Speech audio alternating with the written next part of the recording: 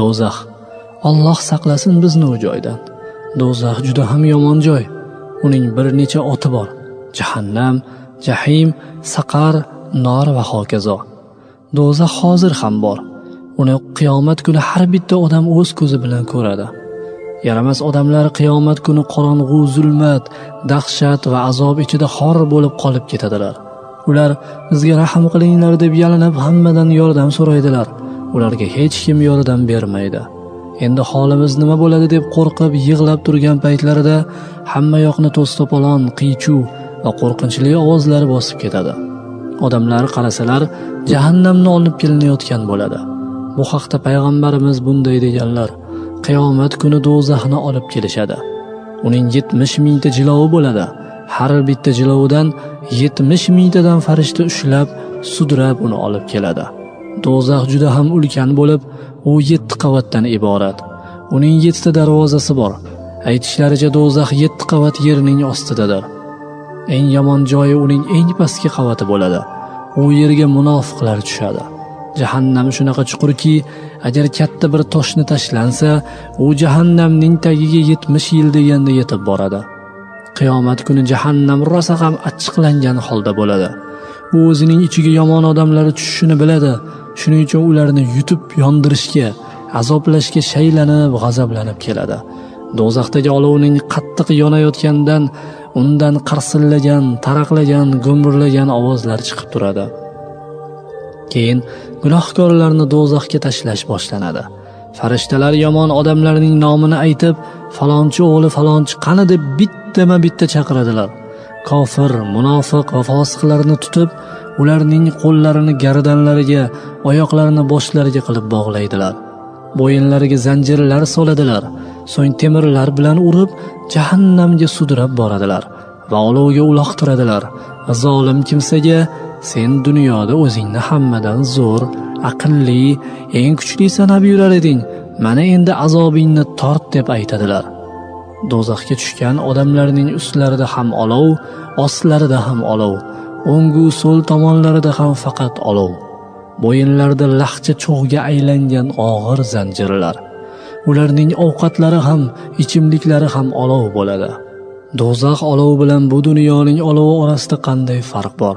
Payg'ambar sollallohu alayhi va sallam aytganlar: sizlarning bu olovingiz jahannam olovining 70 dan bir qismidir. Demak, jahannamning olovi juda ham qattiq va kuchli bo'ladi. Alloh Qur'oni Karimda biz bu dunyodagi olovni do'zaxni eslatib turadigan qildik degan. Qadimda ba'zi taqvodor kishilar olovni ko'rsalar, do'zax eslariga tushib ranglari oqarib ketar ekan. Qur'ondagi do'zax haqidagi oyatlar o'qilsa, qo'rqib yig'lar edilar. Do'zaxdagi kishilar olovda yonib turib ham yana boshqa azoblar bilan azoblanadilar. Jahannam farishtalari ularning yuzlari va badanlariga temirlar bilan uradilar. Do'zaxiylarning suyaklari sinib, maydalanib ketadi. Go'shtlari titilib, osilib yotadi. Ichlaridan, og'izlaridan qon yiringlar oqadi. Qo'l-oyoqlari bog'lab qo'yilgani uchun olovda yuzlari, boshlari bilan yumalab yuradilar. Yuzlari ko'mirdek qorayib qoladi. Terilari kuyib tushib ketadi. Ammo uning o'rniga yana yangi terilar paydo bo'ladi, yana azob, yana olov. Ular olovda yonib, suv deb yalanadilar. Shunda ularning ustlaridan qaynoq suv quyiladi.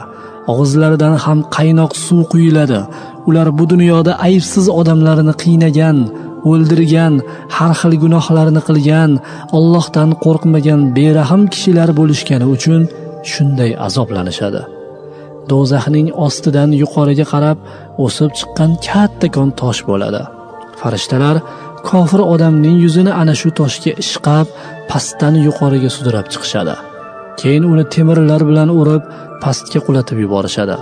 Pastga yetib tushgandan keyin uni yana yuqoriga qarab sudrashadi. Jahannamning kattakon ajdaho ilonlari, fildek keladigan ulkan chayollari bo'ladi. Ular ham dunyoda harom ishlarni qilgan insonlarni chaqib azob beradi. Ba'zi kofirlarni do'zaxning ichida tor bir chuqurga tiqib qo'yiladi. Ular hech bir qimirlamay olmasdan azoblanib yotadilar. Ba'zi bir kishining qorni yorilib, ichak chavoqlari chiqib ketadi va toshga yopishib qoladi. o'zi shu toshning atrofida aylanib turadi. U bu dunyoda odamlarga yaxshi nasihatlarni qilgan, ammo o'zi amal qilmagan odam bo'ladi. Shuning uchun biz o'qigan, bilgan narsalarimizga albatta amal qilishimiz kerak. Bolajonlar, yuqorida aytilganlar do'zax azoblarining bir qismi xolos. Do'zaxiylar u azoblarga chidamasdan, ey do'zax posboni, bizni bu yerdan chiqarib yubor, endi hech gunoh qilmaymiz deb yolvoradilar. Ammo do'zax posbonlari ularga, battar bo'linglar, gapirmanglar bizga. Agar sizlar bu yerdan chiqsanglar, ilgari qilgan ishlaringizni yana qilasizlar deb aytishadi. Do'zaxiylar dunyoda qilgan gunohlariga ming pushaymon bo'ladilar. Behuda o'tkazgan umrlariga afsus chekadilar, ammo afsuslari foyda bermaydi. Oxiri ular o'limni orzu qiladilar. Qaniydi o'lsak-ku shu azoblardan qutulsak deydilar. Ammo u yerda o'lim bo'lmaydi, faqat azob va azob. Chunki ular dunyoda juda ko'p yomon ishlarni qilishganda. Jahannamdagilarga zari degan ovoz yediriladi. U tikonga o'xshagan bo'lib, tomoqqa yopishib qoladi. Na u yoqqa yuradi va na bu yoqqa. Zari zahardan achchiq, ahlatdan ham sassiq. Yana u yerda zaqqum degan daraxt bo'ladi. U olovda yonmaydi. Olov tekkan sayin kattalashib o'sib ketaveradi. Uning mevasi ham do'zax ahlining ovqatidir. Agar zaqqum daraxti mevasining bir tomchisi bu dunyoga tushsa, dunyodagi hamma suvlar, ovqatlar, mevalar o'sha zahoti sasib ketadi. Do'zaxdagilarga yana g'islin degan ovqat ham beriladi. U do'zaxiylarning badanlaridan va og'izlaridan oqadigan qon, yiringlardan iborat. Do'zaxiylarga ichiriladigan ichimliklar 4 xildir. Hamim, g'assoq, sadid, muhl. Hamim bu qaynoq suv degani. Do'zaxda undan qaynoq narsa bo'lmaydi. G'assoq kofirning go'shti va terisidan oqadigan yiring. Sadid esa qon va yiringdan iborat. Muhl qaynab turgan yog'. Do'zaxdagi kimsalarga ana shularni ichish buyuriladi. Do'zaxiy odam sadidni og'ziga olib borsa, og'zi va yuzi kuyib tushadi. Ichsa ichaklari uzilib, qirqilib orqasidan chiqib ketadi. Kimki bu dunyoda aroq ichadigan bo'lsa, Alloh unga do'zax ahlining yiringlarini ichiradi. Alloh bizni hamma gunohlardan va azoblardan o'zi asrasin. Do'zaxiylarning ko'rinishlari ham dahshatli va qo'rqinchli bo'ladi. Yuzlari kuyib bujmayib ketadi. Yuqori lablari tortilib, boshlarigacha chiqib qoladi. Pastki lablari osilib, kindiklarigacha tushadi. Tishlari panjaradek ochilib, irjayib qolgan bo'ladi. Ba'zilarning ko'rinishi cho'chqaga o'xshab qoladi.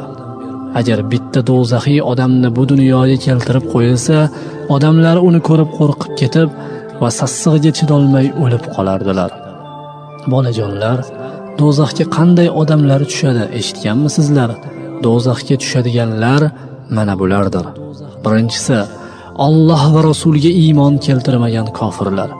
O'zini yolg'ondan musulmon qilib ko'rsatib, islomga, musulmonlarga zarar yetkazib yurgan munofiqlar. Dinning rivojiga to'sqinlik qilgan fosiqlar. Ikkinchisi, musulmonman deb turib namoz o'qimagan, Alloh va payg'ambarining aytganlarini to'liq bajarmagan yoki islomga o'zgartirish kiritgan kishilardir. Uchinchisi, xalqqa zulm qilgan amaldorlar, odamlarni qo'rqitgan, nohaq pullarni olgan, qiynagan, qamoqqa solgan xizmatchilar. To'rtinchisi, odam o'ldirganlar, o'zini hammadan afzal deb bilgan kibrli kishilar, maqtanchoq riyokorlar, qo'pol badjahl odamlar, uyat ishlarni qilgan axloqsizlar, g'iybatchi chaqimchilar, hasadgo'ylar, fitnachilar, aldamchilar, folbillar, o'g'rilar, aroqxo'rlar, qimorbozlar, haromdan pul topganlar, ota-onasini, qarindoshlarini, do'stlarini norozi qilganlar. Do'zaxga musulmon kishi ham tushadimi? Do'zax aslida kofirlar uchun yaratilgan. Biroq musulmon odam ham agar bu dunyoda gunoh qilsa va tavba qilmasdan o'lsa, do'zaxga kiradi. U gunohi boricha jahannamda kuyadi. Gunohlari tugagandan so'ng iymoni tufayli do'zaxdan chiqib jannatga kiradi. Do'zaxdagi musulmonlarning ba'zilarini Allohning ruxsati bilan payg'ambarimiz shafoat qiladilar, ya'ni do'zaxdan olib chiqadilar. Hayotda savobli amallarni ko'p qilgan yaxshi musulmonlar ham Allohdan ruxsat so'rab, o'zlari tanigan ba'zi mu'minlarni do'zaxdan chiqarib oladilar. Agar inson bu dunyoda Allohga iymon keltirmagan va ibodatlar qilmagan bo'lsa, uni do'zaxdan hech kim qutqarib qola olmaydi. Kofir va munofiqlar do'zaxda abadiy qolib ketadilar. Bolajonlar, bir kuni payg'ambarimiz Quraysh qabilasini yig'ib, ularga do'zax haqida gapirdilar. Do'zaxdan qutulish uchun har kim o'zi harakat qilishi kerakligini aytdilar. Keyin o'zlarining qizlariga qarab, "Ey Muhammadning qizi Fatima" dedilar. "Sen ham o'zing do'zaxdan qutqargin. Chunki men sizlarga Allohning oldida hech nima qilib bera olmayman." Yana boshqa